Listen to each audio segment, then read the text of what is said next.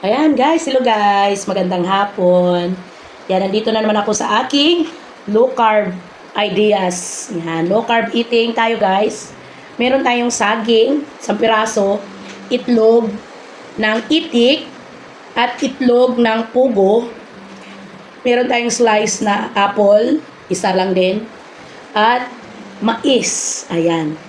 O, di ba? Kain tayo guys. Kain. Oh, oh. Sino gusto? Kain tayo. Yan, unahin natin yung ating egg. High in protein. That's it. Ito yung hapunan ko. Lugpogo.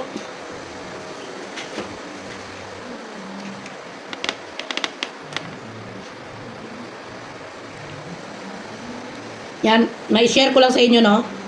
Ito ang kinakain ko for ilang linggo na ba. Nakatulong sa akin para ma-normalize yung aking blood pressure. At lumabas sa aking mga lab test. Normal na, even my, yung blood sugar ko normal. Hindi ako kumakain ng kanin. Nakain ako pero in moderation na. Hindi katulad dati, lumpak-limpak. Ngayon, ito na. Low carb. Double purpose. Meron na akong for today's video, malaki pang pakinabang sa health ko. Yan. Last Tuesday, general physical exam ako guys. At lumabas yung mga resulta, normal lahat. Kahit sa laki ko, sa awa ng Diyos, normal na. Meaning, ito umaiso, ituloy ko ito, kasi hindi naman para sa upload lang, kundi para mismo din sa aking kalusugan.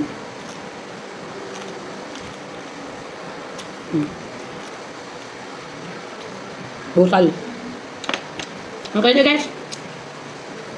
Ngayon, you want mais? May cashier pa ako sa aking mais.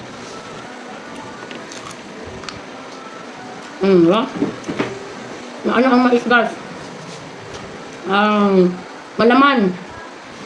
Oh, wala man akong kilala na carbohydrates. Dito pa lang, sold na.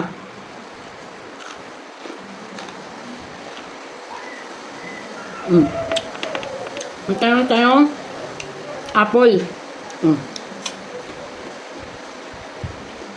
Ang apple natin matamis at maano siya, lutong.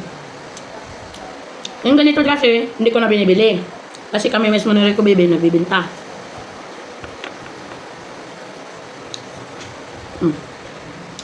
Pwede nyo itong gayahin sa mga tulad kong healthy na laki-laking katawan.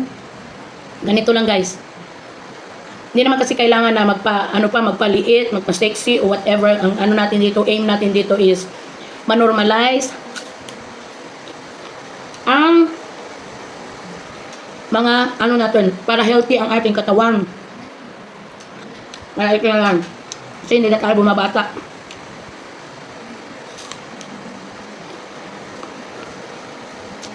Ang lutong.